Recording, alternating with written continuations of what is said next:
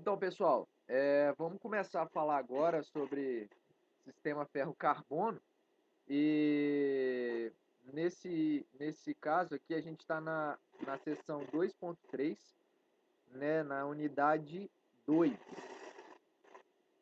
Deixa eu botar aqui para gravar aqui também pelo,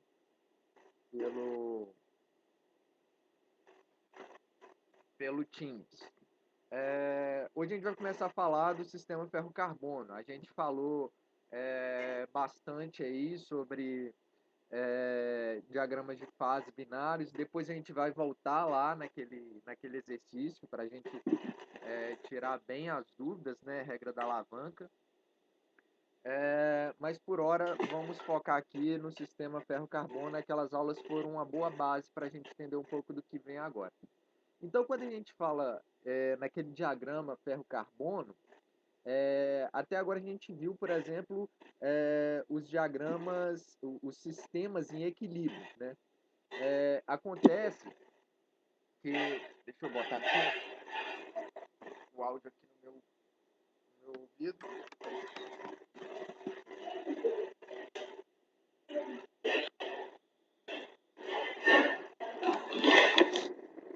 Não tá aparecendo a tela do slide. Não tá aparecendo? Não. Uai, Tá não tô vendo nada não. que loucura é essa? Não pode. Pra mim também não parece sendo não. E agora? Agora tá. Agora tá aparecendo, né? Agora apareceu. Agora sim. Eu não sei por que meu... Ai, maldição. Não vai vir aqui. Tava querendo botar o fone de ouvido aqui, mas não tá dando. Então, a gente tá vendo aí, ó, sistema ferro-carbono. E quando a gente pensa em sistema, aquele diagrama de fases lá, que a gente vê ferro, a gente vê cementita e não sei o que, vê fase alfa, fase gama, que é austenita, a gente logo pensa que aquilo ali é um diagrama em equilíbrio, né? Igual, por exemplo, os diagramas que a gente viu agora há pouco, os diagramas que a gente viu agora há pouco. Ô, pessoal, façam um favor, por favor, de desligar os microfones de vocês e ligar sempre que vocês quiserem falar, porque às vezes eu fico ouvindo aqui ruído e isso acaba indo para todo mundo, entendeu? Dá uma microfonia. Entendido? Obrigado. Então, o diagrama ferro-carbono, quando a gente olha para ele, né, a gente já pensa que ele é um diagrama em equilíbrio, igual quando a gente viu aqueles casos, diagramas de chumbo e estanho, cobre e zinco, né, que inclusive o equilíbrio deles é até um pouco mais fácil de se obter do que no diagrama ferro-carbono. Mas quando a gente vê esse diagrama, a gente está vendo, na verdade, um sistema fora do equilíbrio. Por quê? Porque no equilíbrio, quando eu falo equilíbrio, é quando a energia livre de Gibbs ela é mínima, né? Ou seja, aquelas fases elas de fato não têm nenhuma pretensão mais de mudar. O equilíbrio ele se dá entre ferro e grafita. Olha que interessante. Grafita é uma estrutura de carbono lamelar, né? Então é igual esse grafite que a gente usa para escrever, são lamelas de carbono. Deixa eu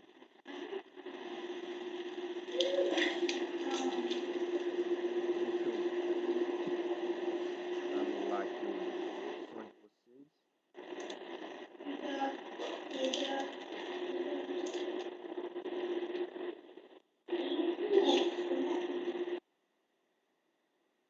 Isso. Aí, anulei um aqui que estava fazendo um pouco mais de barulho. Nesse caso, se a gente tem esse diagrama ferro-carbono aí, com essa grafita, isso aí é que de fato é o equilíbrio, né? O que acontece na verdade, né, no dia a dia, é que a gente não encontra grafita, a gente encontra cementita, né? Que é isso aqui, ó, que é um carboneto de ferro. Para a gente obter, por exemplo, um diagrama ferro-carbono em equilíbrio, com essa combinação binária, apenas ferro e carbono, sem nenhum outro elemento de liga. Para se obter o equilíbrio disso aí, o que a gente vai precisar de fazer? Ia precisar de manter a temperatura alta, em torno de 700 graus, e deixar aquilo ali descansando, pessoal, por alguns anos. É isso aí. Para você fazer com que essa sementita ela se transforme em grafita e ferrita, ou grafita e austenita, você tem que dar um tempo muito, muito longo para que esse carbono migre. Isso aí, pessoal, se dá justamente pela lentidão, a vagarosidade que é a velocidade de difusão do carbono andando ali em meio àquela matriz de ferro. Então, na prática, né, isso aí é impossível, né, é impensável. Você esperar tanto tempo para se obter ferro e cementita. O que a gente faz nesse caso? A gente faz um super resfriamento. Mas como assim? Vamos ver aqui, ó. A temperatura de... isso aqui é um sistema, um diagrama ferro-grafita em equilíbrio, né? Vejam que aqui, ó, não tem aquela linha da cementita que fica aqui, que é um composto intermetálico, que ficaria, na verdade, aqui assim, ó, 6,7%. Não tem essa linha. A gente tem aqui, ó, um campo contínuo da austenita mais grafita, né? Aqui vejam que aqui não tem austenita mais cementita, mais carboneto de ferro. Aqui tem austenita mais grafita. Isso aqui é um diagrama em equilíbrio.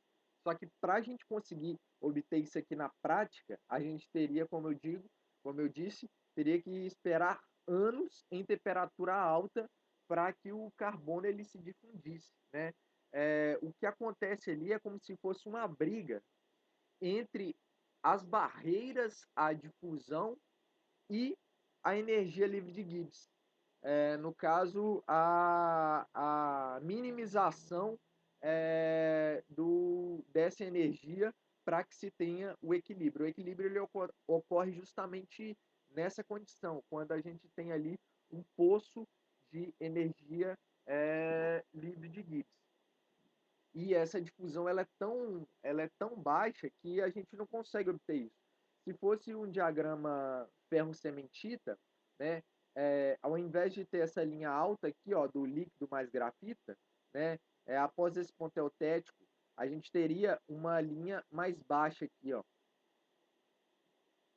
que é onde começa a formar a cementita. O que é que isso quer dizer? Quer dizer que é feito um resfriamento dessa solução, e quando chega em uma temperatura bem mais baixa do que seria essa temperatura aqui, ó, de formar essa grafita, aí sim a gente começa a formar a sementita. É como se fosse um resfriamento, uma formação dessa fase, uma formação forçada dessa fase.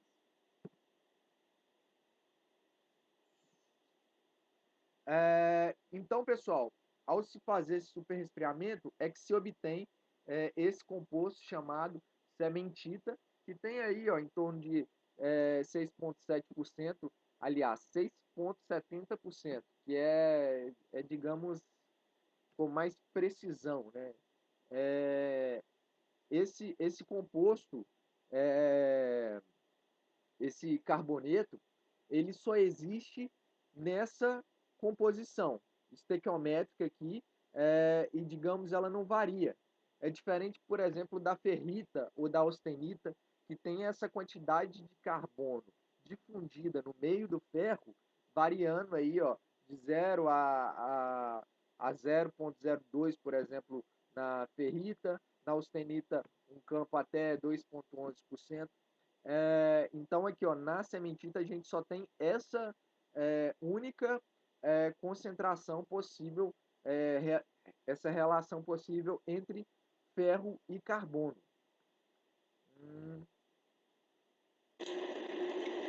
Esse gráfico que você mostrou aí, ô Felipe, Aham. Desculpa estar te cortando. Não, por favor, pergunte, Você pessoal. colocou aí líquido mais grafita. Aham. Esse líquido aí, ele é o que, por exemplo? É ferro mais carbono. Aqui, ó. É o ferro mais carbono a uma temperatura que se tornou líquido. Isso.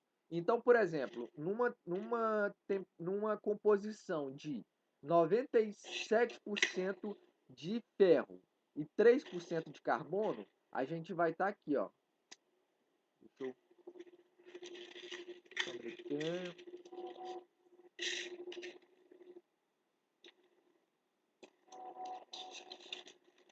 97% de ferro e 3% de carbono, a gente teria essa composição aqui. Então, ó, vamos aquecendo. Inicialmente a gente vai ter... Aliás, vamos resfriando. Você tem aqui, ó, líquido, e nesse líquido eu tenho ferro, 97% de ferro e 3% de carbono apenas. Então, vou resfriando, vou resfriando, vou resfriando. Quando chego aqui, ó, começa a formar austenita, né? Começa a formar austenita. Vou resfriando, resfriando, resfriando. Quando chega aqui, ó, e esse líquido que tem aqui, ó, ele vai se transformando em austenita. Quando chega aqui, ó, nesse ponto aqui, o que que acontece? O líquido remanescente, ele termina de se transformar em austenita mais grafita. Isso demora quanto tempo? Isso vai demorar para ocorrer em equilíbrio anos. É isso mesmo, vai demorar anos para que isso ocorra em equilíbrio. Vou resfriando, resfriando, resfriando, resfriando, e aí de repente a austenita que eu tiver aqui retida, ela vai acabar se transformando em ferrita mais grafita. Tá compreendido? Ok. E se eu arredar essa composição para cá, ó? Para eu conseguir formar essa grafita aqui, ó, suponha que eu tenho aqui, ó, sei lá, uns 10%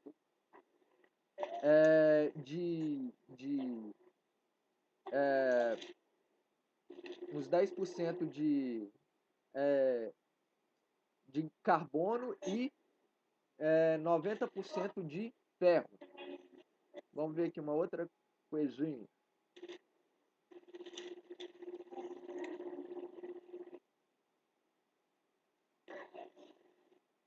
Não é isso aqui não, rapaz.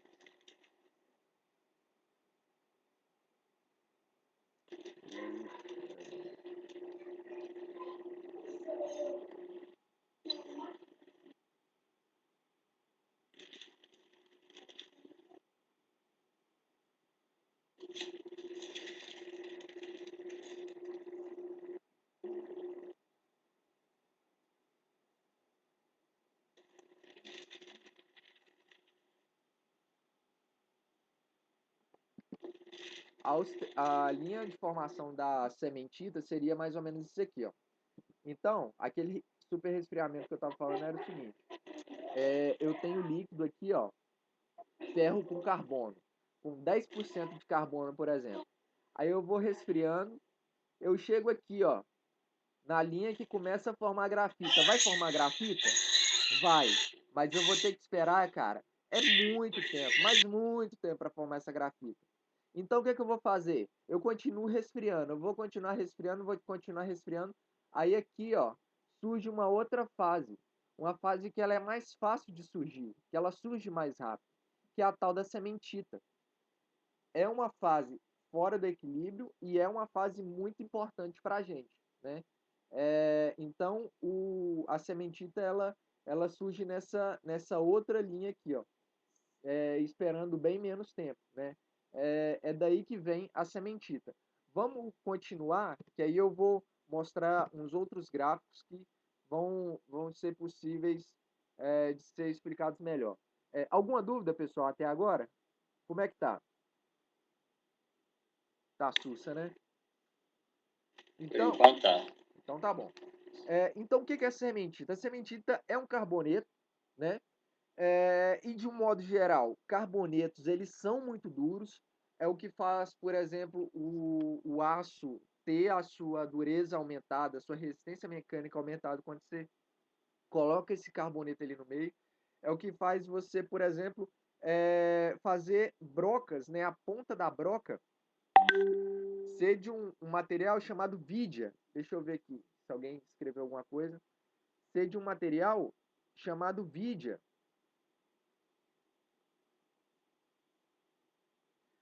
Um material chamado vidia, que é o quê? É um carboneto de tungstênio. É um troço ainda mais duro que o tungstênio. Então, os carbonetos, eles são muito duros, né?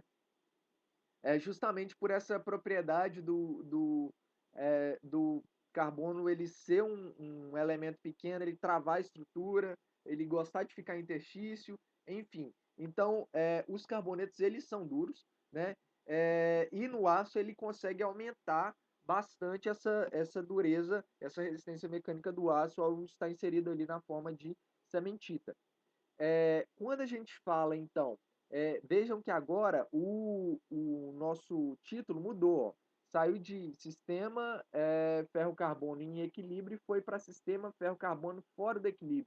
Que agora sim, a gente não está falando mais de grafita, a gente está falando agora de cementita. Né? Então, quando alguém vier falar para você, ó, sistema ferro-carbono em equilíbrio, aí você já vai ligar o radar pensando que é o quê? É ferro e grafita. Né? Que não é muito prático. Sistema ferro-carbono fora do equilíbrio.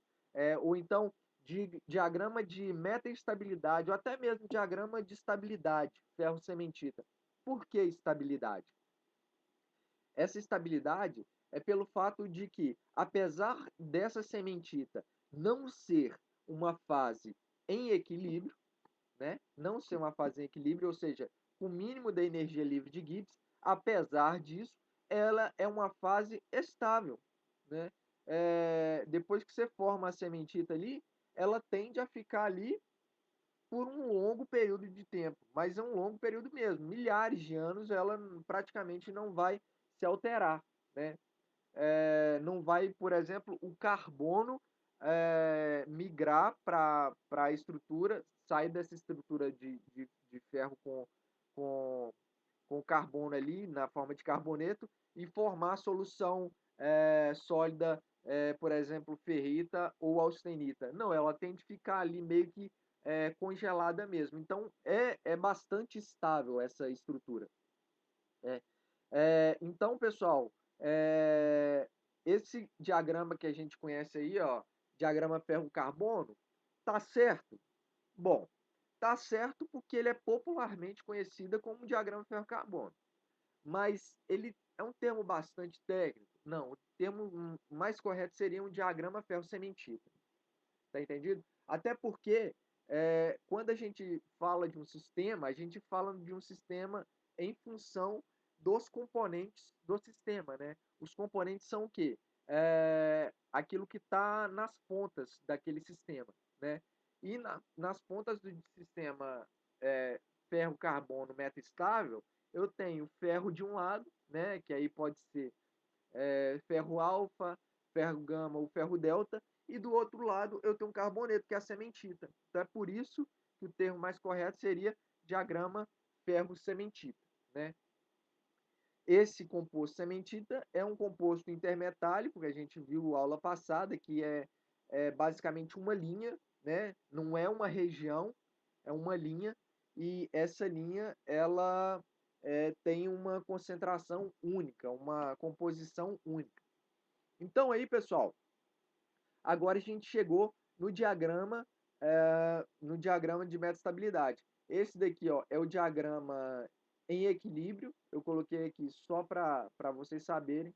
E esse daqui é o diagrama o usual, que a gente vê, o que a gente trabalha, que é o diagrama de metaestabilidade, diagrama de estabilidade da sementita.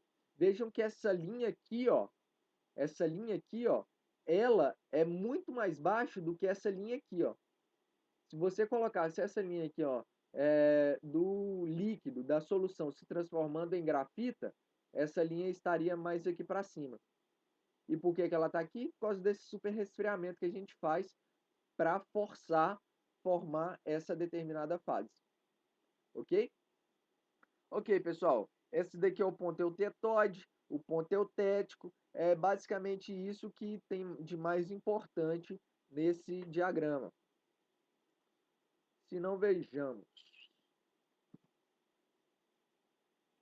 Vamos agora partir para a análise dos diversos pontos que existem dentro do diagrama ferro-cementita. Então, a gente vai começar aqui, ó, no ponto eutetóide. O que é o tetóide?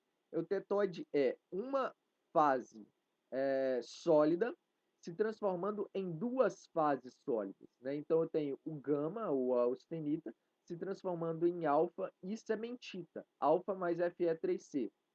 Ok? Lembrando que a fase que eu tenho num determinado campo, ela é determinada pelos seus vizinhos na isoterma. Então, por exemplo, se eu fizer aqui, ó, uma isotérmica,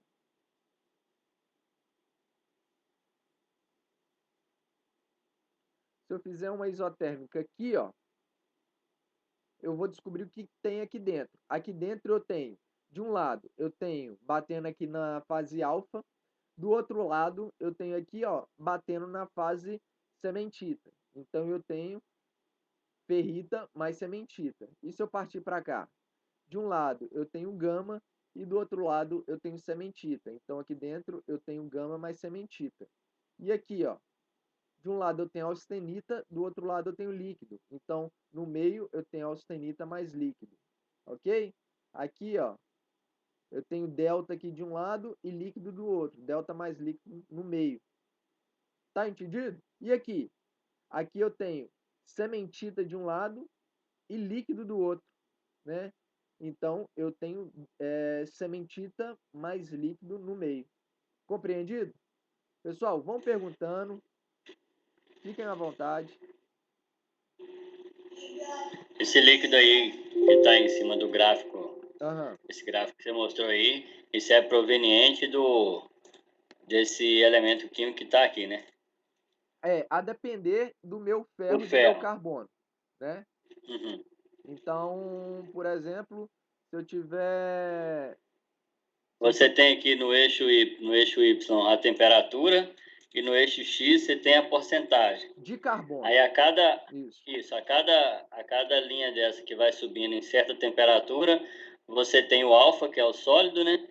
E quanto mais a temperatura vai subindo, você tem o líquido e às vezes apresenta também o componente. Outros componentes, exato. Os diagramas eles variam de liga para liga, né? A gente mostrou outros diagramas. No caso do diagrama ferro-carbono, a gente basicamente tem essas fases principais aqui, ó. Fase alfa, fase cementita, fase austenita, fase delta e fase líquida. Então a gente tem 1, 2, 3, 4, 5 fases. Ok? Ok. Então, pessoal, chegamos aqui na liga eutetóide. A gente está olhando esse ponto aqui, ó. Vamos olhar essa composição aqui, ó. Vamos ver o que vai acontecer aqui. Essa composição ela é muito importante, por exemplo, para se analisar os ácidos de um modo geral. Os ácidos, eles trabalham onde? Os ácidos, eles estão aqui, ó. Eles vão daqui do final da ferrita, pode colocar até a ferrita também, até aqui, ó, o final da austenita, até 2,14. Além dessa concentração de carbono de 2,14, até o final é ferro fundido. Entenderam a diferença? Ferro fundido para aço. Daqui para trás é aço. daqui para frente é ferro fundido. Deixa eu ver se alguém escreveu alguma coisa.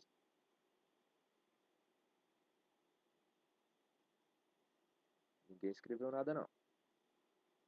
Ok. Opa, pode falar. Não, é do ferro fundido, você falou? Não entendi, desculpa. Oi. Olha, eu não entendi, mas eu vou fazer de conta que eu entendi. Se a pergunta tivesse sido onde que tem aço e onde que tem ferro fundido, é o seguinte. Abaixo de 2,14 eu tenho aço. Acima de 2,14 eu tenho ferro fundido. Isso aí é meio que uma convenção, né? O aço convencionou-se dizer que ele vai até o final do campo da austenita, né? Aqui terminou a austenita, terminou meu aço, ok? Então, até uma composição de carbono de 2,14. Se não tiver sido isso, pessoal, por favor, me falem aí. Então, a gente vai analisar agora a liga eutetóide. Qual que é aquela composição de carbono nesse ponto eutetóide? É 0,76% de carbono. Então, aqui, ó, nessa região, eu vou ter uma estrutura que se chama estrutura eutetóide e que ela é característica dela uma microestrutura muito peculiar, que é isso aqui, ó, é a tal da perlita. O que é essa perlita? Essa perlita é o seguinte, no contorno de grão aqui, ó, da austenita, a austenita está aqui, ó, as austenitas bonitinhas e tal. Nos contornos de grão dessa austenita, justamente é uma região de maior energia em termodinâmica de fases, a gente vê que contorno de grão é uma região de maior energia, que se alguma coisa tiver para acontecer, tem que acontecer ali. Por exemplo, nucleação de novos grãos, nucleação de outras fases, enfim. Então, pessoal, quando a austenita ela vai se transformar em ferrita e cementita, isso tende a acontecer justamente no contorno de grão. E como é que funciona isso? É aqui, ó, é um do ladinho do outro. Aí como é que funciona? A ferrita, ela é pobre em carbono. A cementita, ela é rica em carbono. Então aqui, ó, a cementita é esse roxo e a ferrita é a vermelha. Aí o que vai fazer? Inicialmente eu tenho uma solução sólida, austenítica, que ela tem uma determinada quantidade de carbono. A quantidade de carbono que tem na austenita é maior do que tem na ferrita, mas é menor do que tem na cementita, certo? A austenita tem entre os dois. Para ela formar essa estrutura aqui, o que ela faz? Ela se divide em duas. Uma é a ferrita, que é pobre em carbono, e aí o carbono ele vai migrando para o lado. O carbono vai migrando para o lado. E essa região que o carbono vai se acumulando, ele vai se acumulando e formando uma outra fase, a fase da sementita, né? Desse carboneto, que tem uma concentração muito específica de carbono. São 3 átomos de ferro para 1 átomo de carbono. Se vocês abrirem o livro do Callister, inclusive, aliás, não abrirem, se virem a capa do livro do Callister, a capa do livro do Callister é uma estrutura da sementita. É uma estrutura tão importante que o cara resolveu colocar, inclusive, na capa do livro dele. Deixa eu, inclusive, botar aqui, ó, de referência, porque senão vão falar que eu estou plagiando, mas eu plagiei mesmo. Aliás, plagiei não, eu utilizei referências. Depois eu coloco isso aqui direitinho, lembrar foi direitinho. Eu utilizei muito os livros do Copaert e do Callister. Copaert é uma para metalografista, para metalurgista, para engenheiro mecânico. São as duas profissões que olham bastante, né, para diagrama de fase é o engenheiro mecânico e o metalurgista, né? Engenheiro de materiais. São os cursos que olham com mais carinho aí para esse diagrama aqui, que é um diagrama muito bonito, pessoal. E aí, ó, ferrita e cementita. Então, o carbono vai migrando aqui para essa região aqui, para essas lamelas. E por que ele migra logo para o lado? E não forma, por exemplo, uma bolona de cementita aqui, uma bolona de ferrita aqui. Isso aí acontece, pessoal, justamente pelo fato de que é mais fácil, devido à dificuldade de difusão, né? É mais fácil que a cementita, o carbono ele migre exatamente para o lado, né? Uma distância de micrômetros, do que às vezes numa distância de centímetros ou milímetros que seja, né?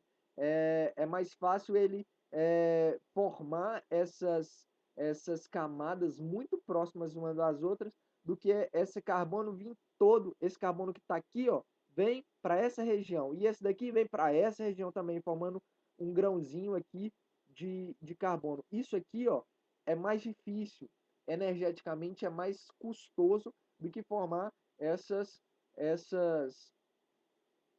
lamelas. Então, isso aqui é formado justamente pela dificuldade de difusão. E a perlita, essa microestrutura, ela é própria da liga eutetóide, né? Então, a reação eutetóide, o ponto eutetóide, o ponto invariante é esse. Mas a reação em que ela ocorre é toda essa reação aqui, ó. Olha só que interessante. Vamos voltar aqui, ó, num gráfico aqui. A reação eutetóide é toda essa reação aqui, ó. Se esse ponto aqui ele está a 727 graus Celsius, toda essa reação aqui, ela também está ocorrendo a 727 graus Celsius. É por isso que é uma reação invariante, uma reação isotérmica. Ela ocorre toda em uma temperatura só. Bacana, né? Podem perguntar.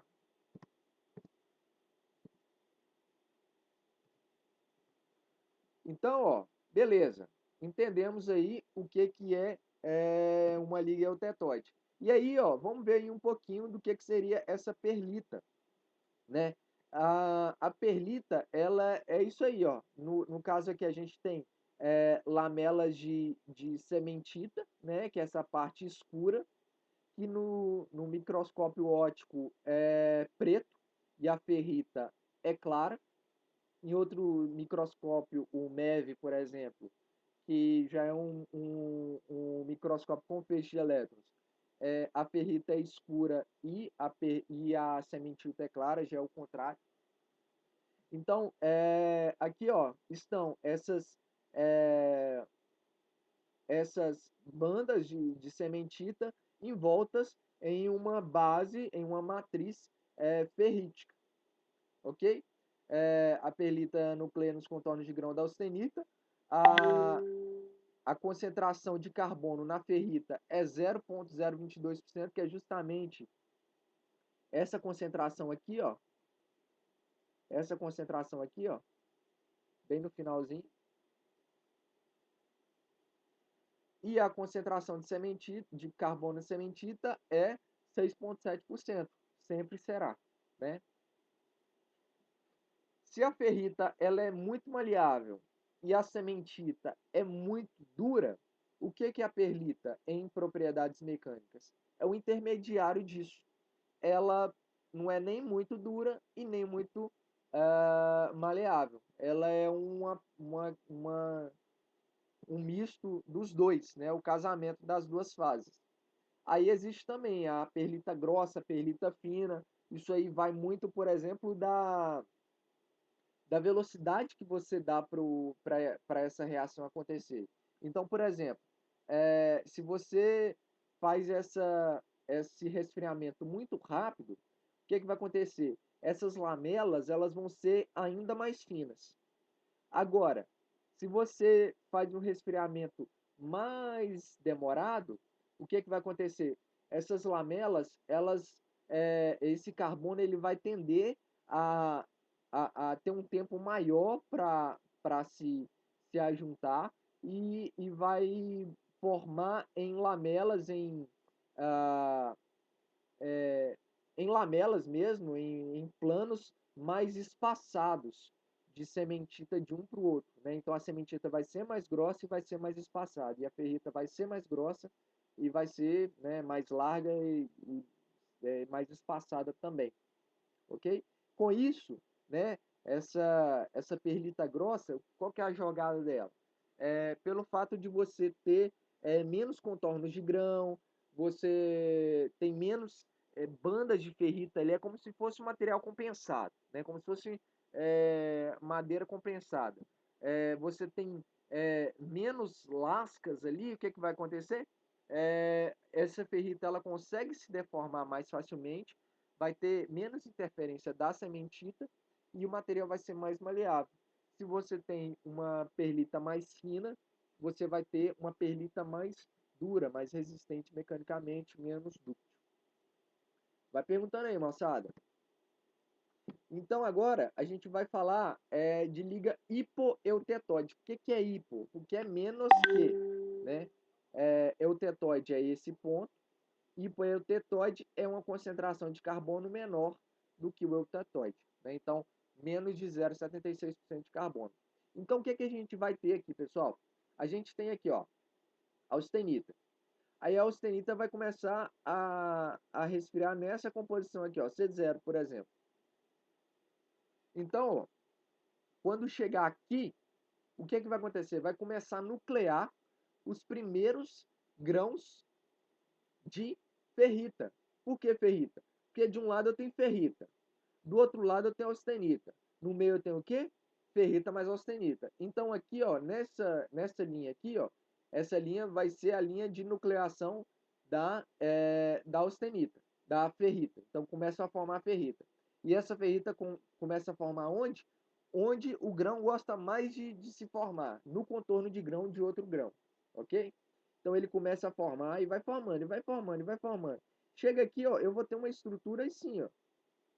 Ferrita no meio, fase alfa no meio, nos contornos, e austenita no interior do grão, né, no remanescente. Isso aqui foi crescendo, ok? Foi crescendo e virou essa parte laranjada. Ok. O que é essa reação aqui, ó? Essa reação é a reação invariante eutetóide, que é o quê? É austenita se transformando em ferrita mais sementita, certo? Então, quando chegar aqui, ó, da mesma forma que isso acontece aqui também. A austenita que tiver restado, ela vai virar a mesma estrutura que se forma aqui, que é o quê? Que é a perlita, que é bandas, lamelas de ferrita com lamelas de sementita.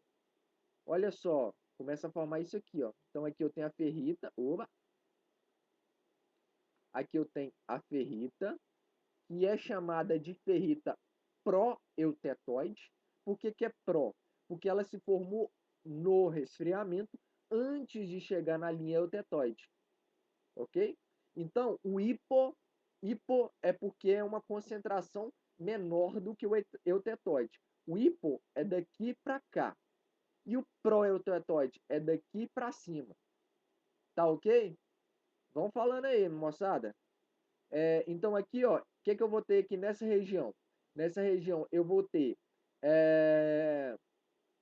ferrita pró-eutetóide mais perlita, ok? Mais perlita, que é uma fase eutetóide. Aí no caso aqui, ó, ferrita pró-eutetóide mais ferrita eutetóide e sementita eutetóide. Por que é eutetóide? Porque ela se formou nessa linha que é a linha eutetóide. Ok? Partir. Então, pessoal, isso aqui, ó, é uma microestrutura hipoeutetóide. Olha como é que funciona. Essa perlita mais escura, ela é mais escura do que essa aqui, por quê? Porque essa daqui é mais fina do que essa aqui, ó.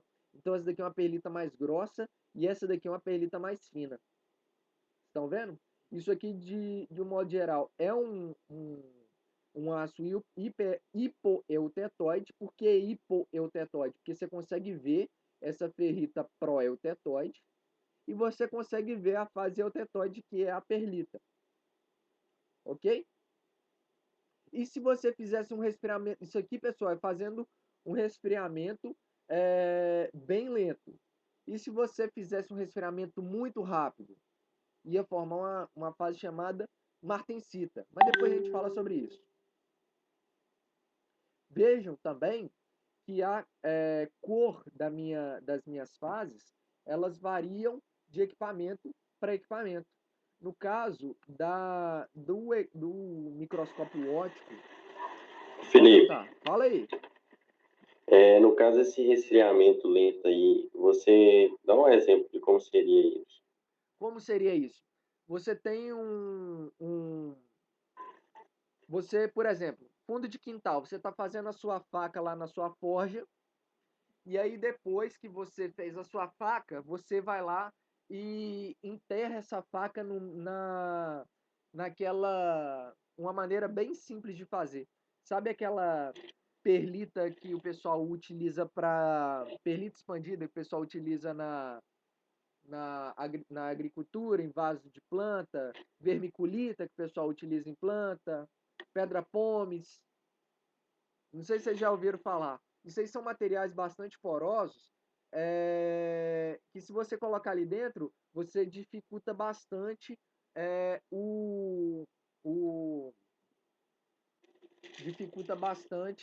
a transferência de calor. Com isso, você consegue fazer um resfriamento bem lento.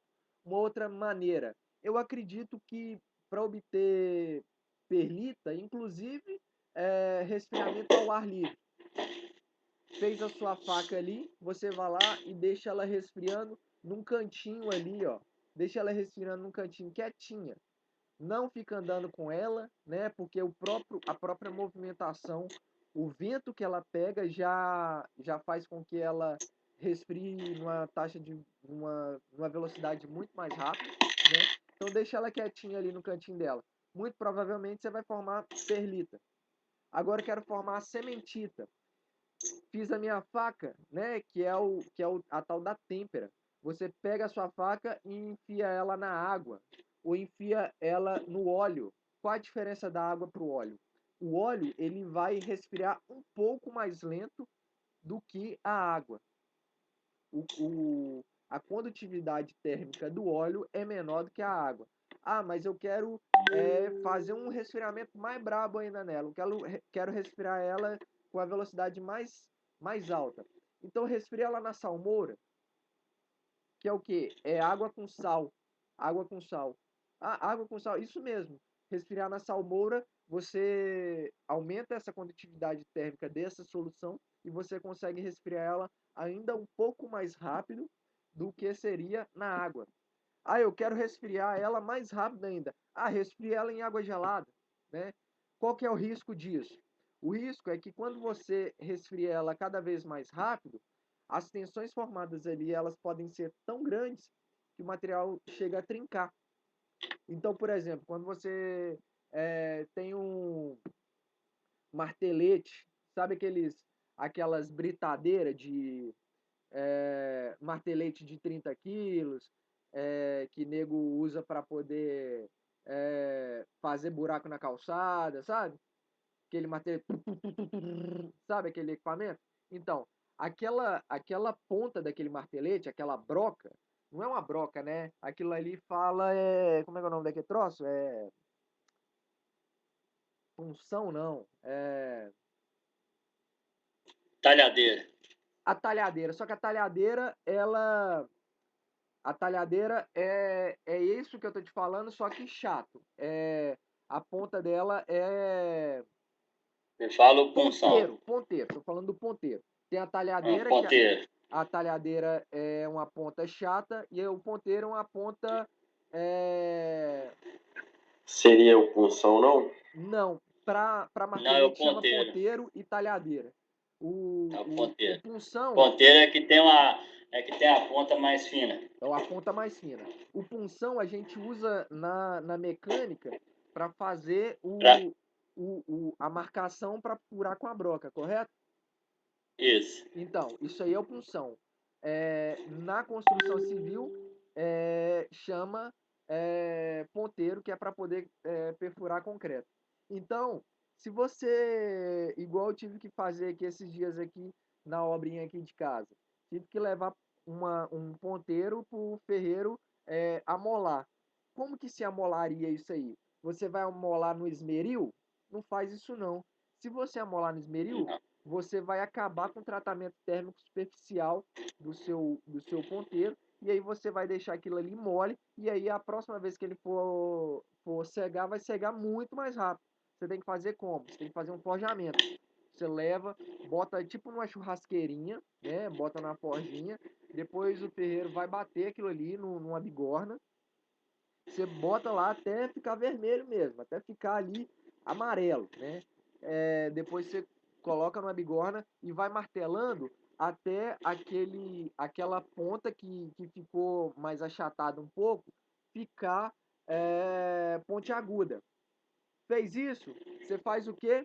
Você vai lá e tempera, né? Dá mais uma esquentada e enfia isso aí em alguma solução. Vai ser óleo? Vai ser água? Bom, eu já vi fazendo isso em água, deu certo. Eu já vi fazendo isso em óleo, deu certo. O ferreiro que fez em óleo falou que não faria em água porque ia trincar. O outro ferreiro que fez em água e não trincou o meu ponteiro, né? Mas se eu fosse fazer para mim, eu não ia arriscar, eu ia preferir fazer em óleo para não perder a minha ferramenta. E depois que ele terminou de fazer como é que fala? Esse resfriamento rápido, né? Criou ali no caso, pessoal, essa transferência de calor ela é muito grande, principalmente na superfície. Então, a zona de têmpera ela acontece principalmente na superfície, que é onde você quer. No interior desse ponteiro, você muitas das vezes não forma essa martensita. E aí o ferreiro falou assim comigo: deixa ela descansando aqui agora, porque se você sair com ela na rua aí, andando com ela, o que vai acontecer? Ela vai acabar trincando, vai trincar. As tensões térmicas, ele não me falou com essas palavras, ele sabia o que ia acontecer, que se você terminasse aquele tratamento térmico e já levasse ele andando com resfriamento ao próprio ar, né? E aí seria uma espécie de uma normalização, você ia acabar fazendo com que esse ponteiro trincasse. Então, o que eu fiz? Deixei lá quietinho na casa dele, depois eu voltei e busquei. Então, pessoal, liga aí pro eutetoide. Seria isso aqui, ó. Opa! Hipoeutetoide, hipoeutetoide. Aqui, ó, coloquei hipo, mas é hipereutetoide. Agora a gente entra na hipereutetoide. O que é isso aí?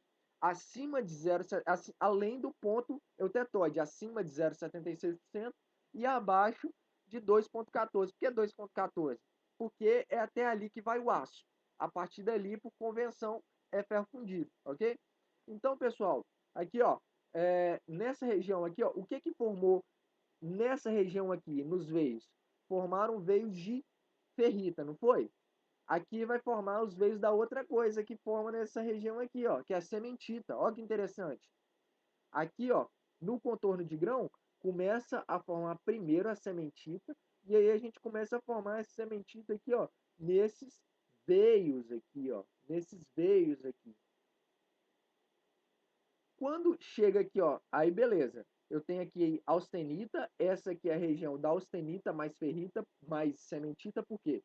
De um lado eu tenho sementita, do outro lado eu tenho, de um lado eu tenho austenita, do outro lado eu tenho sementita. Então aqui no meio eu tenho austenita, nessa região eu tenho austenita mais sementita. Então vai formando sementita, vai formando sementita. Quando chega aqui, ó, vai ocorrer a reação eutetoide. O que seria essa reação eutetoide? seria a minha austenita se transformando como se fosse nessa região aqui, ó. O que acontece nessa região aqui ocorre em toda essa linha. Então, eu vou ter a minha austenita virando ferrita mais cementita. Então, daqui, ó, até aqui, assim, um tiquinho, um DT, um diferencial de temperatura para cima, eu vou ter veios de cementita mais grãos de austenita. Um diferencialzinho de temperatura para baixo, quando chegar aqui, tipo, a temperatura ela vai interromper, vai parar de descer, né? Ela vai manter naquela temperatura até toda a estrutura ela passar para essa nova fase, né? Então aqui, ó, a austenita que tiver restado, ela vai virar cementita mais ferrita, ou seja, a fase perlítica, a fase eutetoide. Nessa região aqui é formado o quê? É formado cementita pró-eutetoide. Por que pró? Porque ela ocorreu acima da linha eutetoide.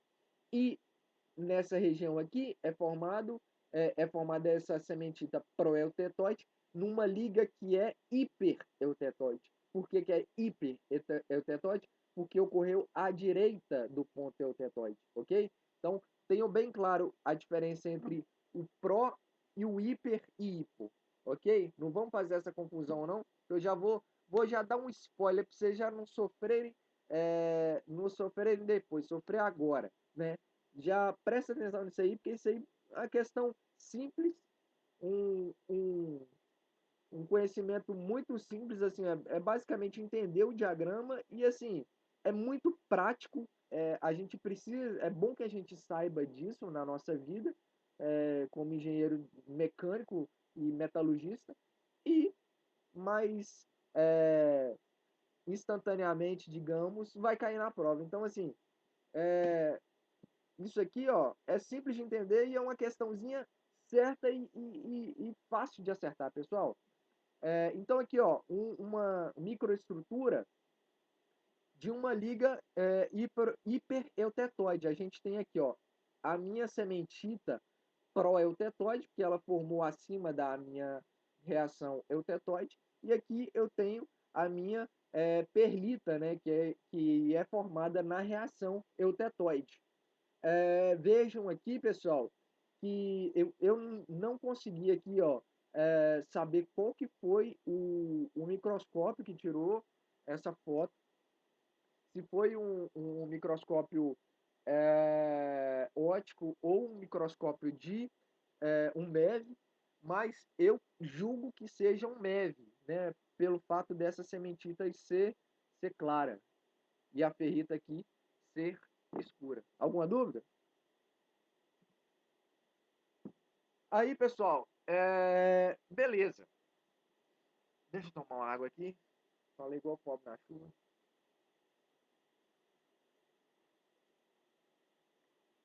Dúvidas tem não, né? Então, esse diagrama ferro-cementita, ele nem sempre... Às vezes você tem lá, ó, eu sei que eu tinha ferro, eu coloquei tanto de carbono, então a minha concentração é tal, mas opa, tá dando errado aqui, ó, no diagrama, nessa temperatura, para dar isso aqui não deu. Uai, mas por que deu isso? Porque você nem sempre vai conseguir, ou aliás, você normalmente, né, não vai conseguir uma liga contendo apenas ferro e apenas carbono. Quando você pega um minério de ferro, por exemplo, ele tem ali ferro, ele tem ali uma concentraçãozinha de manganês, que é ótimo. Ele vai ter ali uma concentraçãozinha de cromo, que é ótimo. Vai ter ali um tanto de outros elementos. Isso aí vai ser reduzido no alto forno? Pode ser que sim, pode ser que não. Vai depender aí do potencial de redução desse determinado óxido que tiver ali. A depender, ele vai ser reduzido, vai virar metálico, e a depender não, ele vai continuar como óxido, vai subir para a escória e vai ser jogado fora e não vai aparecer no seu aço, né? Mas, por exemplo, manganês, bom demais se tiver manganês no seu aço ali, já vindo já no minério de ferro, porque o manganês é um elemento que traz algumas características interessantes pro aço, né? Então, pessoal, quando a gente tem aquele diagrama, esse diagrama ferro-carbono, ferro-cementita, né? Vamos falar bonito. Quando a gente tem esse diagrama aqui, ele é um diagrama quase que ideal. Porque para você obter apenas ferro e apenas carbono, você tem que obter praticamente um aço aí, digamos, eletrolítico, né? O que seria esse eletrolítico? É obtido por eletrólise. Sabe aquela pilha? Então, é o inverso da pilha. Ao invés de você tirar a energia da reação, você põe energia na reação para que as coisas, ao invés de estarem oxidadas, elas se reduzam ao estado metálico. E aí, ao fazer isso aí apenas com ferro, você consegue obter, ao fazer isso, aliás, na voltagem correta, você consegue obter apenas aquele elemento que você gostaria. O que eu quero dizer com isso? É que o normal é você obter uma liga com tanto de coisa, ok? Né? Com impurezas, ainda que essas impurezas sejam desejáveis. Então, quando a gente coloca, a gente estava falando até agora de um diagrama binário, né? Binário por quê? Porque eu tenho duas coisas, dois componentes, o ferro e o carbono.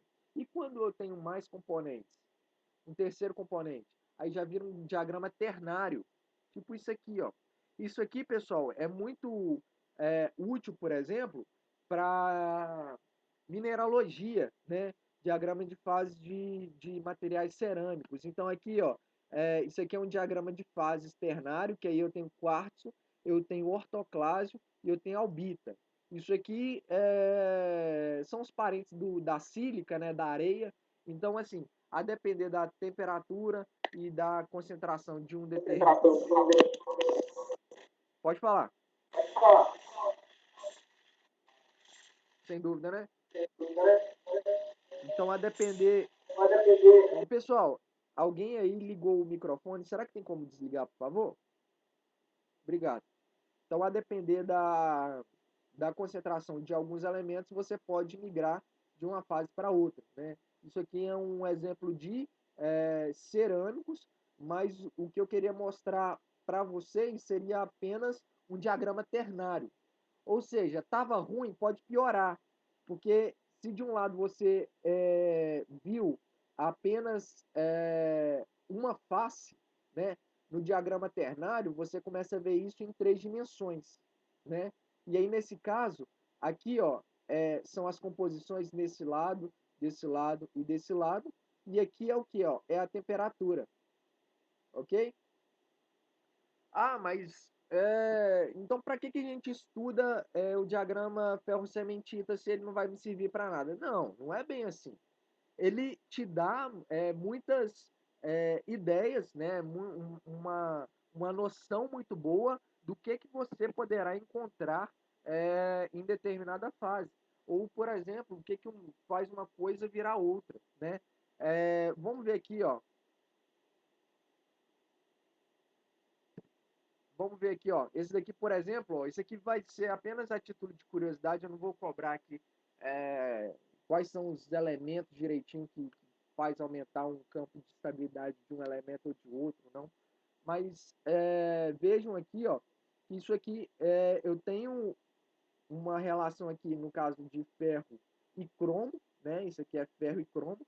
E vejam como que o cromo ele faz alterar, ele expande a região de ferrita, né? No caso aqui eu tenho uma fase ferrita, eu tenho uma fase delta, mas o que é essa fase delta? É uma fase que se forma entre ferro e cromo, digamos assim, né? Eu tenho uma fase austenítica, né? Uma fase, no caso aqui, ó, de CFC mesmo, de ferro, e vejam que a região ocupada no diagrama pelo alfa, né, pela ferrita, ela se expande bastante. moral da história, o que acontece se eu jogar cromo na minha panela de aço? Se eu jogar cromo na minha panela de aço, esse campo aqui, ó, do alfa, ele vai crescer, ele vai dar uma engordada, ok? E o campo da austenita, ele vai dar uma emagrecida, vai diminuir. E quais elementos que fazem isso? São vários: silício, cromo, fósforo, molibdênio, vanádio, titânio, nióbio e alumínio. O que é bom aqui, ó? Silício, ok. Cromo é bom para o aço, molibdênio é bom, vanádio é bom, titânio é bom, nióbio é bom. Alumínio ele é bom para desoxidar. O que é péssimo? Fósforo. Fósforo no aço é uma desgrama. Isso aqui causa fragilização, tanto que a gente tem inclusive um processo para retirada de fósforo durante o processo metalúrgico. E agora, pessoal, deixa eu ver aqui se alguém perguntou alguma coisa.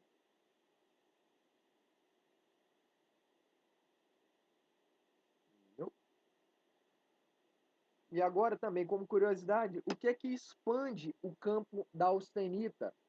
Olha só, o níquel, manganês, isso aqui é uma liga manganês-ferro, né? A gente vê aqui, ó, que a região do CCC, ela fica pequena, a região do CFC, ó, ela cresce bastante. No caso aqui, ó, a gente tem aí, ó, em torno de 400 graus Celsius, já tem CFC e descendo mais, né? Então, a depender, você consegue obter austenita. Pensa bem, austenita não é uma fase que você só obtém em altíssimas temperaturas, acima lá de 700 e tantos. Pois então, você consegue obter austenita em temperatura ambiente, a depender do quê? A depender da concentração de elementos de liga, elementos estabilizadores da austenita que você colocar ali na sua matriz, ok? Então, se você colocar ali, ó, níquel, manganês, carbono também faz isso, cobre, cobalto, nitrogênio, isso aí tudo faz aumentar o seu campo da austenita. Ah, tá, mas e para que eu vou querer fazer isso? Lembrando que a austenita, ela, o que a austenita ela ganha da ferrita, né, em relação a propriedades mecânicas? Ela ganha no o fato de ser muito mais maleável, né? Então, moral da história, se você coloca ali, ó, níquel, manganês em grandes concentrações, você consegue obter em temperatura ambiente uma estrutura austenítica e, nesse caso, uma estrutura que você vai conseguir conformá-la muito bem, né? Quem é que faz isso muito? A Aperan South America, que fica lá em Timóteo, né? Que é a antiga Acesita. Aquela turminha lá, eles fazem alguns aços especiais e eles utilizam muito níquel e manganês, né? O níquel e o manganês justamente para obter esses aços austeníticos aí, e aí você consegue fazer uma laminação, você bota bastante cromo também, né, que é um elemento que, apesar de aumentar o campo do CCC, ele é um elemento que aumenta a inoxibilidade, né, diminui a oxidação do aço. Então você consegue obter um aço inoxidável, correto? Um aço inoxidável e de... O que eu ia falar?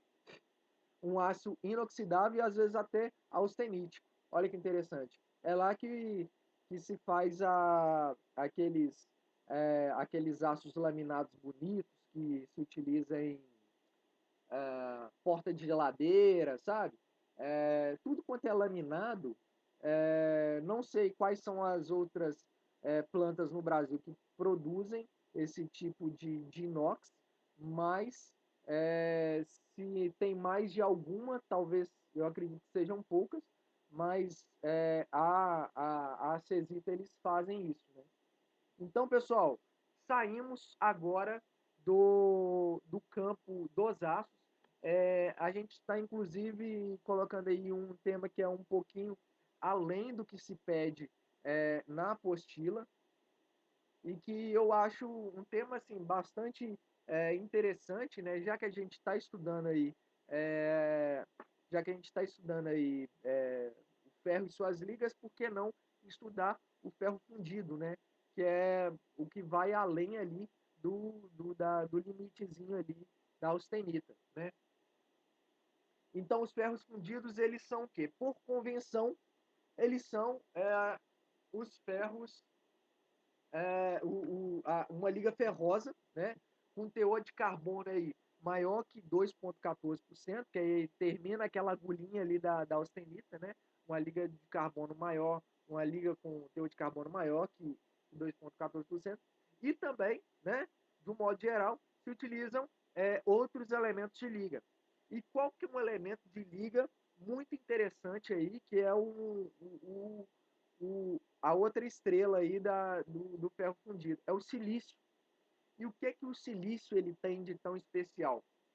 Vocês lembram que eu falei que para você obter grafita no sistema ferro-carbono, você ia ter que esperar anos, literalmente anos, em uma temperatura alta, de tão lenta que é a difusão? Pois então, o silício ele tem uma propriedade que é de facilitar essa difusão, e com isso ele, digamos, ele é um elemento formador de grafita. Bom, por que isso acontece exatamente?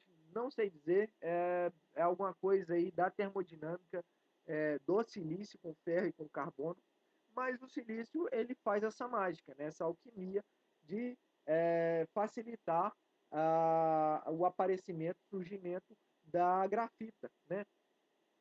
Então, pessoal, o ferro fundido, muitas das vezes você vai encontrar aí essa grafita, né? Se você deixar, der algumas horas para esse ferro fundido ele se resfriar, você vai encontrar essa grafita. E qual que é o legal do ferro fundido? O ferro fundido, o bacana dele é o seguinte: a gente está trabalhando, o ferro fundido não é daqui para frente, desse ponto aqui, ó, 2,14 para frente.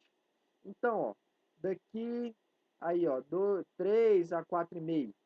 Até aqui, por exemplo. Você trabalha justamente na região mais próxima do eutético. E o que significa eutético? Vem do grego lá, ó, eutectos, que significa que se funde facilmente, que se funde com facilidade. Por quê? Porque o ponto de fusão do eutético é baixo, é baixo. Isso é bom para fundição? Isso é excelente para fundição. Para fundição isso é muito bom. Além do que, pelo fato de você não ter, digamos, você tem uma temperatura de fusão baixa, né? Então você não tem essa região aqui, ó, que vai formando líquido, e esse líquido tem, digamos, grãozinhos de austenita ali no meio, não sei o que, ou grãozinhos de sementita, não. Você tem um mínimo aqui, ó, desses grãozinhos. Isso faz com que a sua solução, né, líquida, ela seja menos viscosa, ela seja mais fluida. E o que você ganha com uma solução sendo mais fluida? Você quer exatamente isso na sua fundição. Você faz o seu molde de areia ali e verte o seu ferro fundido nessa faixa aqui, ó, que está aqui perto do eutético. Com isso, a sua viscosidade vai ser baixa, e aí você vai conseguir com que o seu fluido ele escoe bem para todos os cantos ali do seu molde de areia, e só depois que ele escoar bem, preencher tudo, aí que ele vai começar a solidificar. Então, baixa viscosidade e baixa temperatura de fusão são ótimos para fundição. Você gasta menos energia na sua gasta menos energia para liquefazer para fundir esse material, para você conseguir fazer ali o seu trabalho, e você consegue também trabalhar isso com menor viscosidade e trabalhar com peças de geometrias mais complexas. O que seria isso? Paredes mais finas. Se você tiver uma parede muito fina e tiver um fluido viscoso, o que ele vai acontecer? Ele vai solidificar, ele vai passar ali com dificuldade e vai solidificar antes de terminar de completar aquela parede. Moral da história, você vai ter uma peça inacabada, uma peça defeituosa, ok? Dúvidas? Eu tinha uma professora que falava desse jeito, dúvidas? Oh, saudade. Aí, pessoal.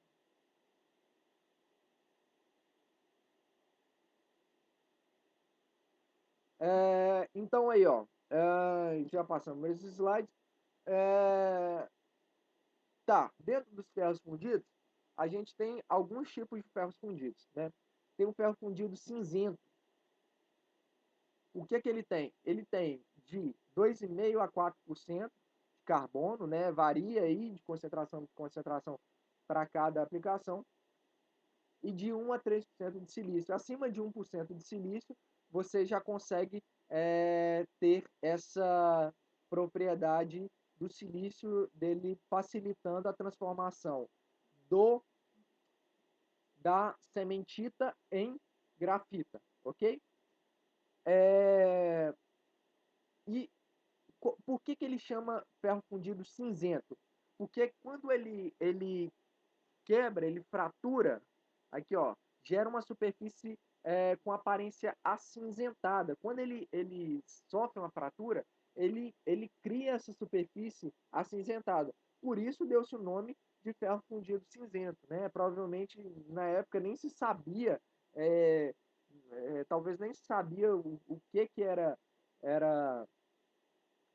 um átomo, né? Porque a noção do que é átomo, isso aí é muito recente, a metalurgia antes disso era realmente uma alquimia, né? Era uma mágica. O pessoal só sabia o seguinte, que esse ferro fundido é cinzento, isso aqui era um material mais duro do que o aço, né? O aço ele era mais maleável, né? O ferro fundido cinzento ele tinha uma dureza maior, ele era mais duro e ele era mais quebradiço, e quando ele quebrava, essa fratura dele era acinzentada. Então pronto, ferro fundido cinzento, né? Então é um material frágil, é um material pouco resistente. E o que eu coloquei isso aqui, pessoal? Isso aqui, ó, é a foto de sucrilhos. Pois é, isso aqui são os flocos de milho, né? A grafita presente no ferro fundido cinzento, ela tem a morfologia de flocos de milho. Então é como se fossem casquinhas, né? De grafita mais ou menos nesse formato aqui, ó. Um negócio interessante desse ferro fundido é que ele tem uma boa absorção de energia vibracional. Só tomar uma água aqui.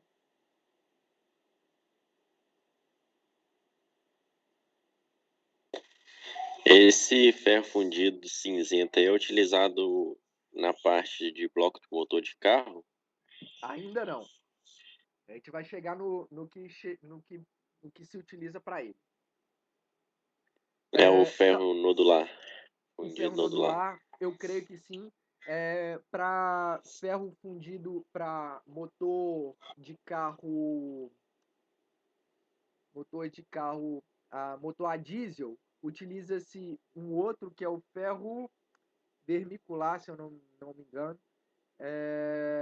Então, cada um tem a sua aplicação. Esse ferro fundido cinzento, ele é muito barato e justamente por ele ter essa boa absorção de energia vibracional, ele consegue, você consegue utilizá-lo como suporte, base de maquinários que vão sofrer, vão produzir muita vibração. Seria isso aqui, por exemplo. Ó.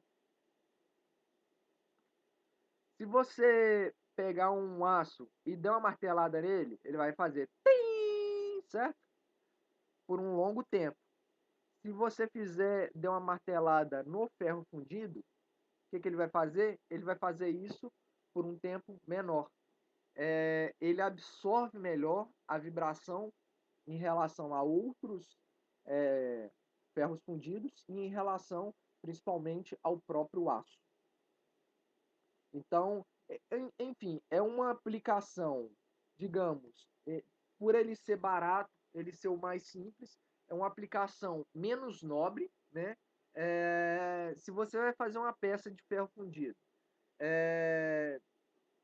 você vai fazer uma peça de ferro fundido.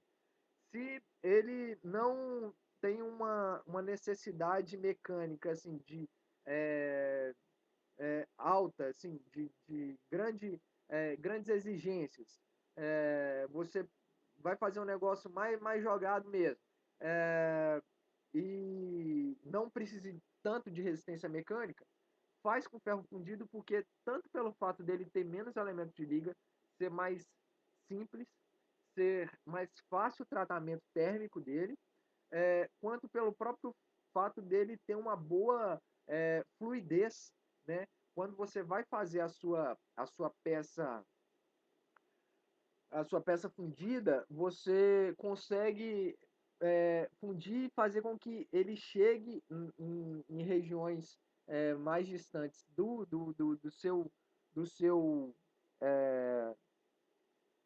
da sua peça, sem deixar problema de não preenchimento, ok? E também questão de contração térmica quando sólido.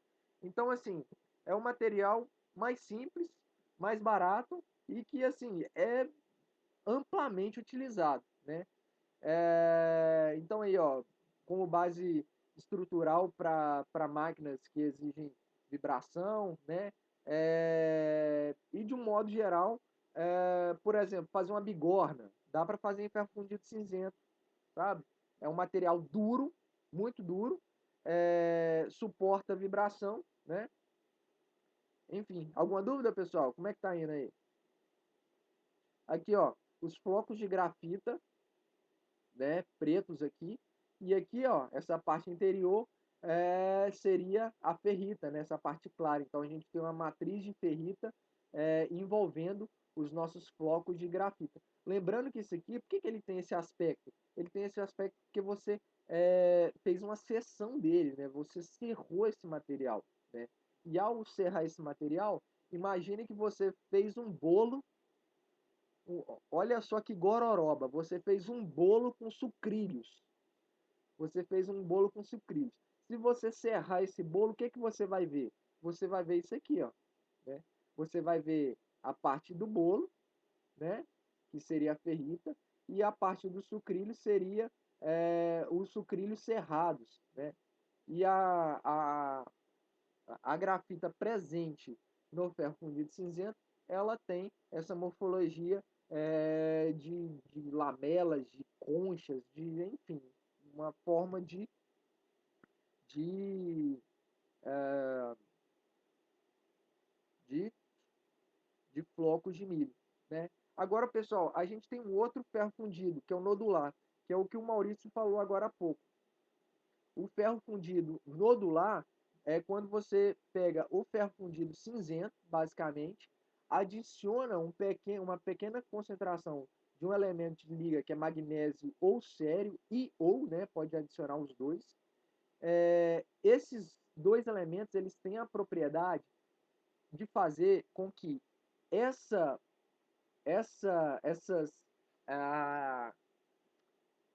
como se diz? Essas lamelas, essas conchas de grafita, elas se aglutinem e formem glóbulos, nódulos, entendeu? Esferas de grafita. Qual que vai ser a consequência imediata disso? Aumento da ductilidade. Por que você consegue isso?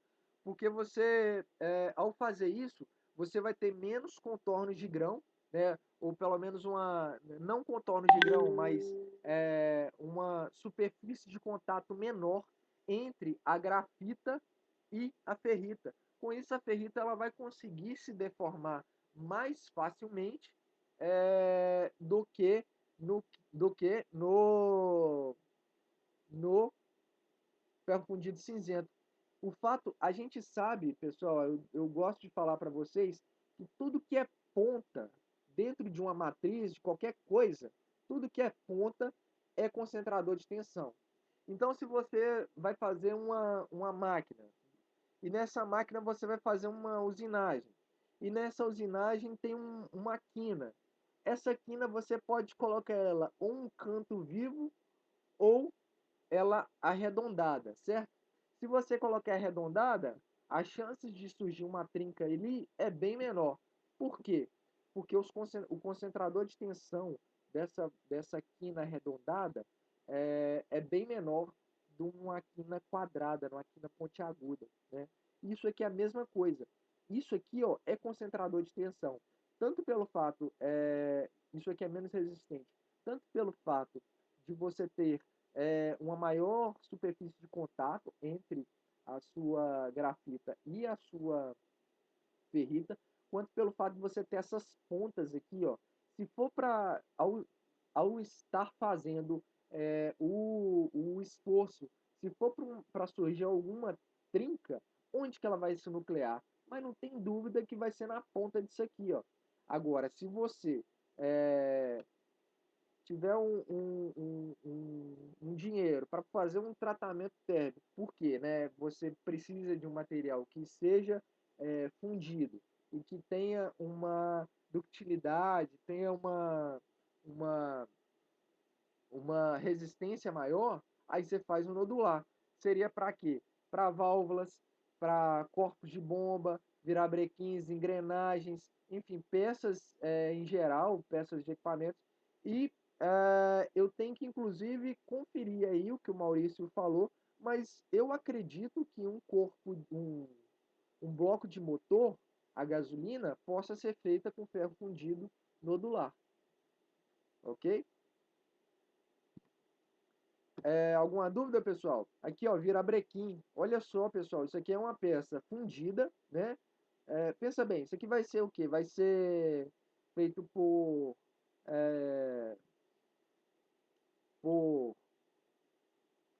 forjamento? Poderia ser, também.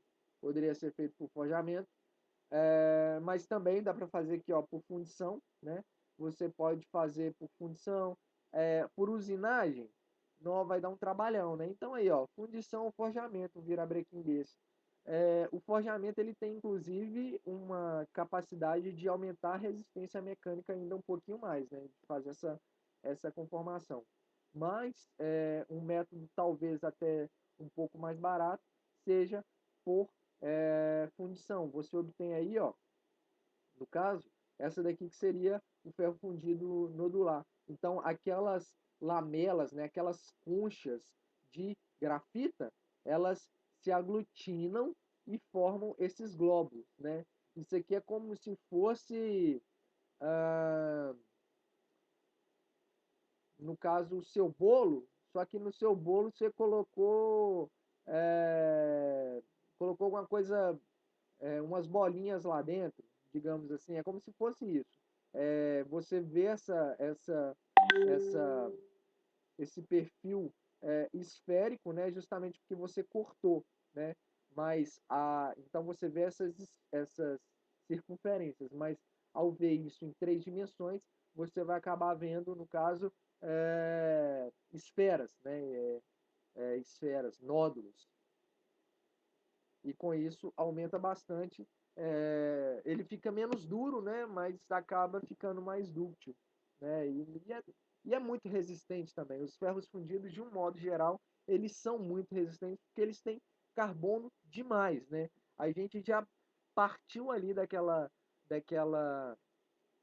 concentração inicial de carbono do aço ali, ó, final do aço, já está muito além disso. O ferro fundido nodular, ele inclusive tem comportamento ali parecido com o do aço, justamente pelo fato de você ter apesar de ter muito carbono, você faz esse tratamento térmico para dar uma amansada no seu metal, né?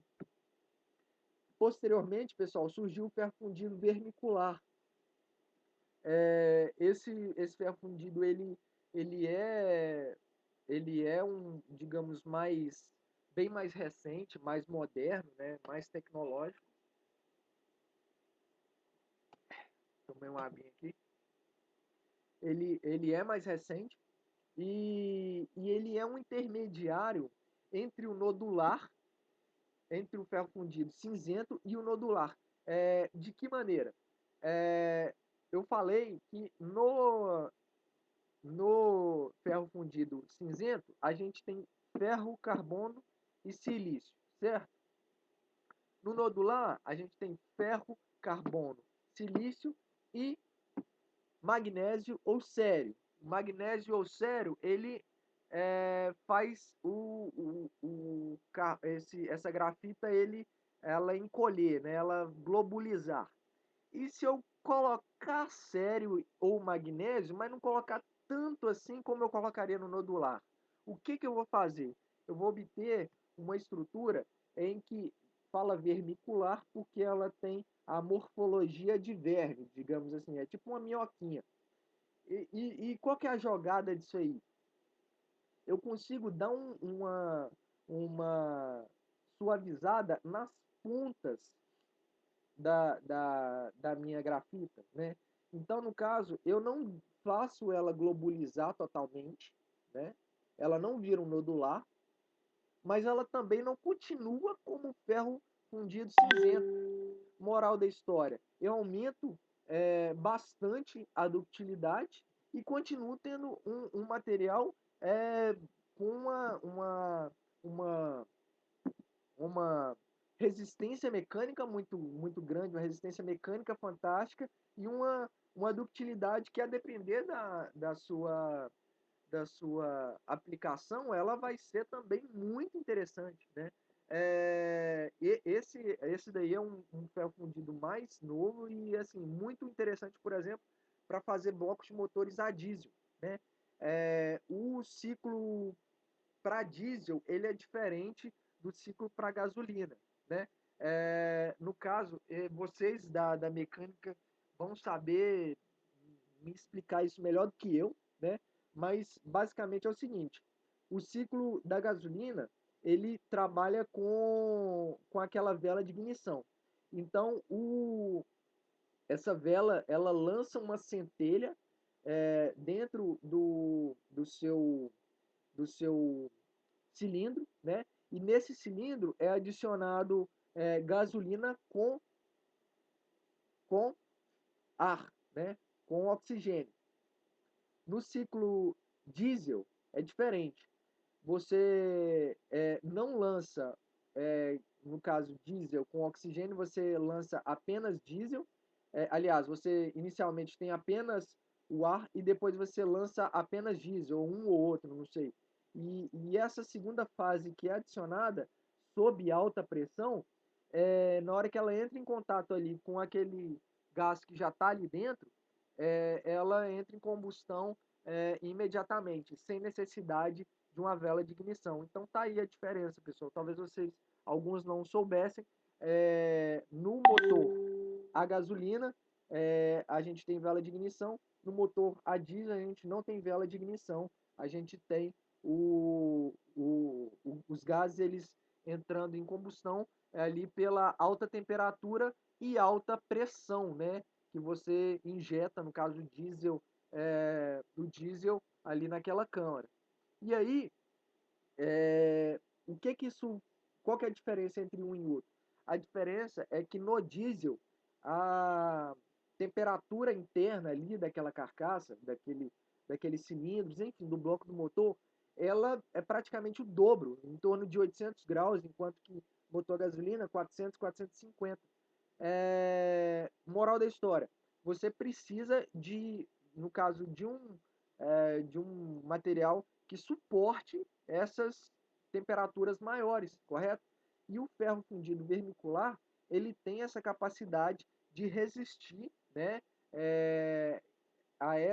ele tem essa condutividade térmica maior, tanto para dissipar calor, quanto ele tem a capacidade a resistir a choques térmicos, a não alterar suas propriedades mecânicas, trabalhando em temperaturas maiores, né? Então ele, digamos, ele não sofre um tratamento térmico posterior nessa faixa de temperatura. E é o que faz se construir blocos de motores a diesel com esse ferro fundido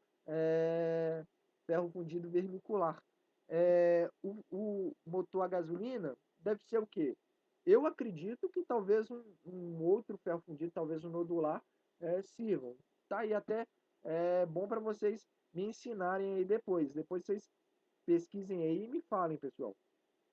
Qual que seria a aplicação do ferro fundido, qual material se constrói carcaça, né, bloco de motor a gasolina. Mas tá aí, ó, aplicações discos de freio para trens de alta velocidade. Aí vocês imaginam, trem de alta velocidade, um disco de freio daquilo, ele tem que ser, né, primeiro, né, tem que ter uma resistência à abrasão gigantesca, né, muito alta, tem que ser um material muito resistente mecanicamente, né? Se você colocar um material ali mole, um aço, por exemplo, um aço por mais duro que seja, provavelmente ele não vai suportar aquilo ali, vai comer todo rapidinho, né? Então aí, ó, e aí além disso, né, esse ferro fundido vermicular, ele tem essa propriedade de resistir em altas temperaturas, não se oxidar, enfim, bacana aí, ó. Dá para colocar inclusive outros elementos de liga nesses ferros fundidos, pessoal.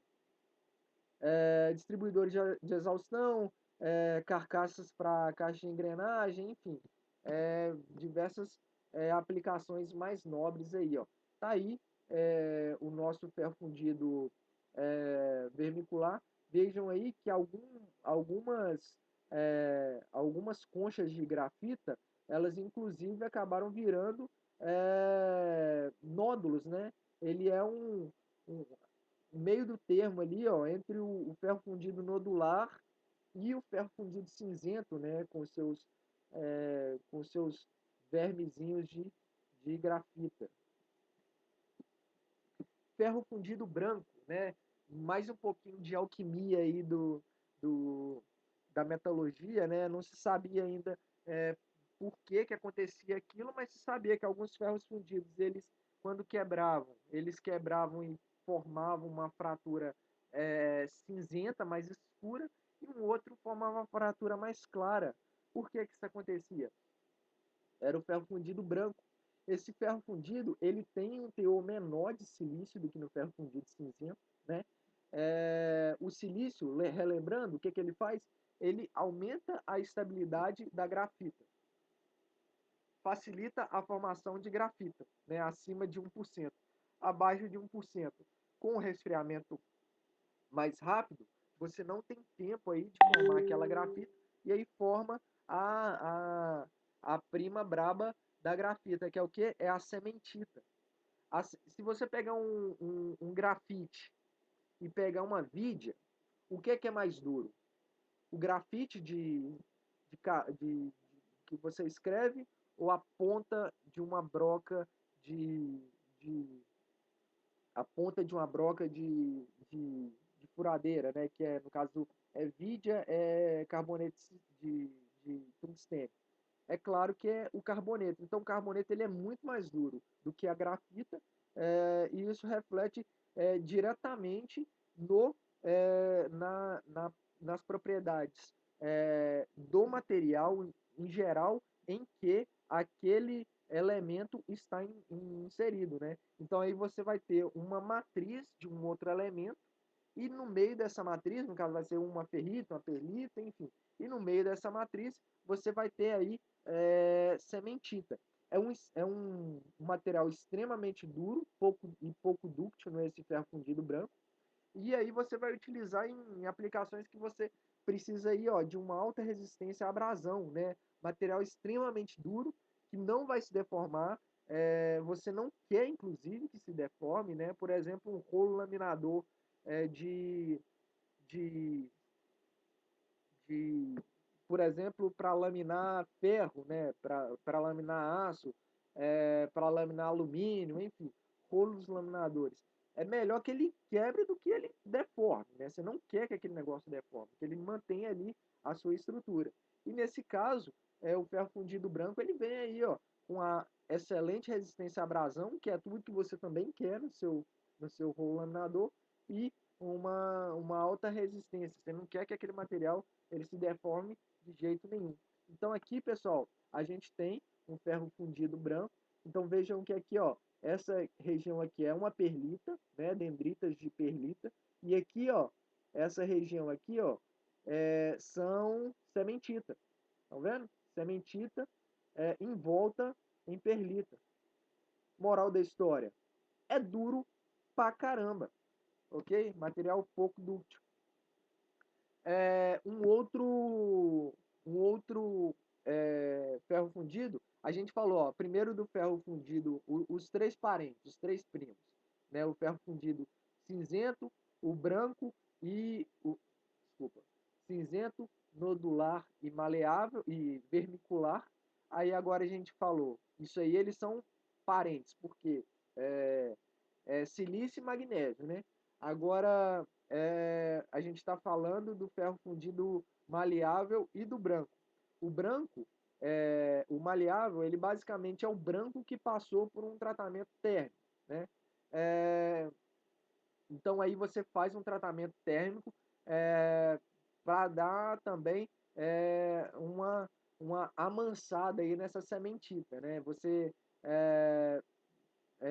esquenta esse material, né? Aquece esse material aí, ó, 800, 900 graus e deixa ele aquecido aí, ó, 30 horas, 120 horas, 100 horas, um período muito longo, né?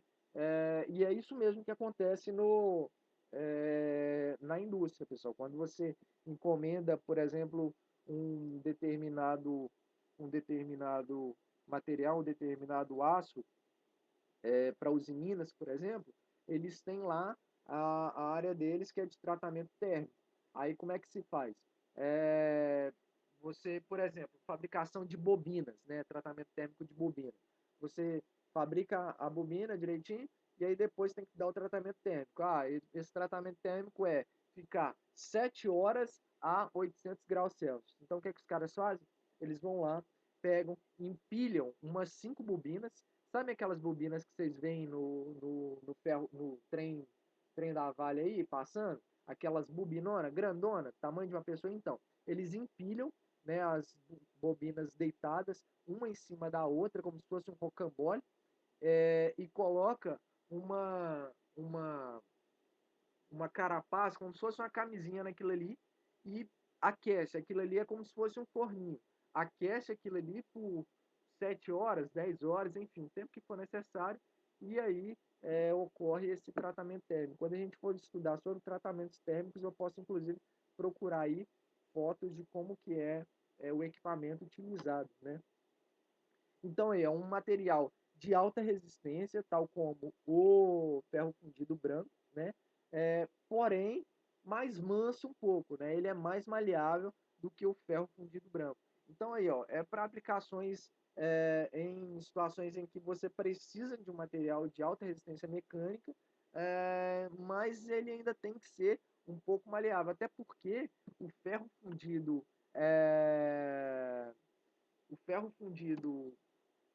cinzento, o ferro fundido branco, ele é impossível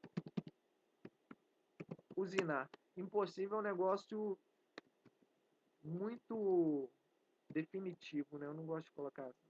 Muito difícil usinar. Muito difícil a usinagem. De tão duro que é esse troço. Você está falando praticamente de sementita pura. Aquilo ali é como se você estivesse fazendo uma... É como se a sua peça inteira fosse uma broca de tanta sementita que tem aquilo ali, né? Vejam aqui, ó, olha aqui, ó, uns 20, 30% disso aqui, né? No caso, eu estou falando dela purinha, né? Sem contar com o que está no meio da perlita. Isso aqui é só sementita, deve ter uns 50% de sementita. Isso aqui é praticamente uma broca, né? Muita sementita, é muito duro isso, né? Então, esse daqui é um exemplo de um tratamento térmico feito nesse material, você obtém aqui, ó, no caso, essas rosetas de cementita, né? Vejam que no caso do ferro fundido cinzento, ferro fundido nodular e ferro fundido vermicular, a gente tinha cementita. Aqui tem grafita também. Tá aí, pessoal. Interessante, eu vou dar mais uma pesquisada. Tem grafita aqui também, ó. Aqui a gente tem principalmente cementita. Aqui a gente tem, por exemplo, uma matriz ferrítica e grafita. Então, aparentemente, a cementita que tinha, ela se transformou em grafita. Eu vou dar uma olhada aí se isso aqui é apenas grafita ou pode ter uma sementita aqui no meio também. É bem provável que tenha formado aí, apesar de silício estar mais baixo, é bem provável que tenha formado grafita mesmo, pelo fato de você ficar aí, ó, 120 horas aqui. Olhando pro desenho aí, como é que você sabe que tem grafita ou cementita ou ferrita? Olha, como é que eu sei? Isso aqui, ó, pelo fato de ser pelo fato dela estar branca, isso aqui, pelo fato dela estar branca, e no caso, quando você está analisando, você sabe qual que é o... Você tá falando alguma coisa, tá saindo não. Tá me ouvindo? Saiu nada que você falou, agora eu tô. Opa! Então, primeiramente, a depender como se diz? Do equipamento que você está utilizando, ok? O equipamento que você está utilizando, por exemplo, a gente está aqui, ó, certamente utilizando um microscópio óptico, em que nesse microscópio você tem aqui uma matriz ferrítica e alguma coisa preta. Esse negócio preto vai ser ou cementita ou grafita. Os dois são negros. Como que você faz para descobrir um outro? Boa pergunta. Eu acredito que os dois sejam negros. Muitas das vezes você vai descobrir até mesmo pela composição, cara. Eu vou dar mais uma olhada, sinceramente. Isso aí não é pela estrutura do desenho que mostra aí, que dá para você ver se é uma ferrita ou uma sementita, não? Então, se for olhar aqui, ó, essa sementita, ela tem essa característica de formar essa estrutura mais pontiaguda, né? Essa grafita aqui, ó, se é que é grafita mesmo, forma essa estrutura em formato, como diz o Callister, né? Ele colocou, foi no Callister que eu vi isso, essa estrutura de rosetas de grafita. Como exatamente, eu vou ter que dar uma procurada. Tá bom? Ok. Opa, o que eu deixei esse... Aqui, ó. Ferros fundidos, pessoal. Então, ó, a gente está trabalhando aqui numa... Só um minutinho.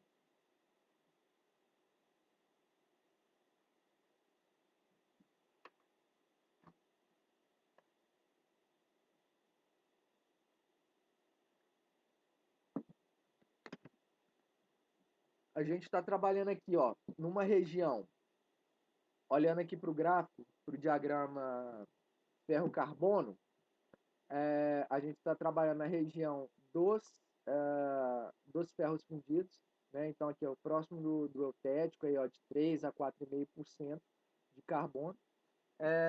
O que vai variar, por exemplo, é a velocidade do resfriamento e a presença do elemento de liga magnésio ou sério, que tende a globulizar essa ferrita, essa grafita, né? Então aqui, ó, aqui a gente tem um ferro fundido branco, que é o quê? É um resfriamento rápido, sem elemento de liga. Se você faz um resfriamento moderado, aí você já começa a obter ferro fundido cinzento, né? Aqui perlítico. Se você faz um resfriamento mais lento ainda, você já começa a obter um ferro fundido cinzento ferrítico. O que seria esse ferrítico, esse perlítico? Essa grafita que estaria aqui nessas lamelas, elas começam a migrar para esses flocos de milho, de, de grafita, e dá uma engordada nessa grafita que forma e deixa de ter essa sementita. Tá entendendo? Então a gente tem aqui, ó, nessa perlita aqui, ó, a gente tem lamelas de ferrita e sementita. Opa! Alguma dúvida, pessoal? A gente tem aqui lamelas de ferrita e sementita. Então essa sementita ela acaba migrando para esses flocos de grafita, né? E aí com isso você aumenta aqui os seus veios de grafita. Se você colocar magnésio no meio disso aqui, aí vai formar os ferros fundidos dúcteis ou nodulares, que é o quê? Esses veios de grafita eles começam a globulizar, né? Se isso aqui é um resfriamento mais rápido, moderado, digamos aqui, a gente forma perlita. Se você dá tempo suficiente para a nossa grafita dar uma engordada, você forma aí o seu ferro fundido dúctil ou nodular ferrítico, né? E agora, o ferro fundido branco, ele pode formar o ferro fundido maleável, perlítico ou ferrítico, né?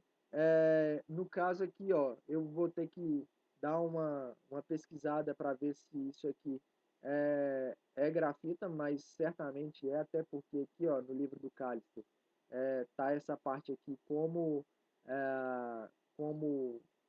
sementita, né? Essa parte branca aqui, ó. Então aqui a gente tem grafita envolta em uma matriz de perlita. E aqui, se você fizer esse resfriamento mais lento ainda, você vai ter essa grafita envolta em ferrita. E agora, pessoal, uma classificação aqui, ó, dos ferros fundidos do cálice, que está aqui, ó, cinzento, nodular, maleável e vermicular. Então aí, ó, os ferros fundidos cinzentos, né? Dá para você fazer, ó, blocos pequenos para cilindros, cabeçote de cilindro.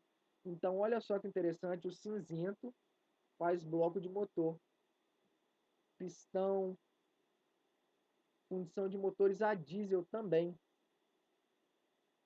revestimentos de cilindros. Isso aqui é um material mais duro. Nodular, pressões altas, corpos de válvulas, engrenagens, pinhões de engrenagem, cilindros, enfim. Ferro maleável. Esse daqui é o da alta temperatura. E o vermicular, que também é alta temperatura, e aí é para bloco de motor a diesel, né? Ele consegue trabalhar em temperaturas mais altas ainda do que o cinzento. Muitos aqui, inclusive, eu acabei revisando aqui ao preparar essa aula para vocês. As referências que eu utilizei, pessoal, foi Copaert e Callister. Eu acho que para quem tiver mais, mais curiosidade e mais dúvidas, é bom dar uma olhada nesses livros. Eles são maravilhosos assim, para explicar. Realmente um livro de cabeceira aí para o engenheiro que trabalha com esse tipo de material, né? Às vezes alguns de vocês essa divisão entre o mecânico e o metalurgista, pessoal, ela é muito tênue, e às vezes você acha que você não vai trabalhar com determinada coisa, mas você acaba trabalhando. No final das contas, o que eles querem é justamente isso, é saber se eles, que eu digo, os empregadores, saber se você tem esses conhecimentos e consegue aplicar isso aí rapidamente, né? Então, eu acredito que apesar de estar ou não inclusa na apostila, eu acho que é válido a gente ter esse conhecimento, né, ver isso aí algum dia na vida, e se um dia precisar, saber onde que encontra, os livros que encontra, os slides que encontra. Eu acho que essa que é a função, inclusive, da universidade, né? A gente criar a nossa caixinha de ferramentas para o futuro. Pessoal, vamos fazer um intervalo aqui. Eu vou lançar para vocês aqui uns 2 exercícios para vocês me entregarem aí até amanhã. Eu tenho até que dar uma procurada nesses exercícios aqui, uns 2 exercícios bons aqui. Eu vou ali, inclusive, dar uma relaxada na cabeça. E daqui uns minutos eu volto aí trazendo os exercícios para que vocês resolvam para a gente aí, fazendo no mesmo esquema de antes. Só que dessa vez eu vou colocar no Google Formulários. E aí vocês me enviam, ao invés de enviar por WhatsApp, e-mail e tal, vocês enviam por esse link que eu vou mandar para vocês, ok? Valeu!